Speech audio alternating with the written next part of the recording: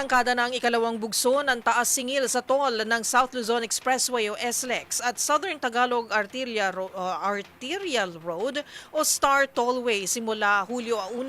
Sa SLEX simula Alabang hanggang Calamba may dagdag na 11 pesos sa Class 1, 21 pesos sa Class 2 at 32 pesos sa Class 3. Mula Calamba Laguna hanggang Santo Tomas Batangas nasa 3 piso hanggang 9 pesos ang increase o 37 pesos para sa Class 1, 74 sa Class 2 at 111 sa Class 3. Para naman sa end-to-end o mula Alabang to Santo Tomas, may additional rates na 14 pesos, 27 pesos at 41 pesos. Samantala para naman sa Star Tollway mula Santo Tomas hanggang Lipa, may karagdagang 4 pesos sa Class 1, 9 pesos sa Class 2 at 13 pesos sa Class 3.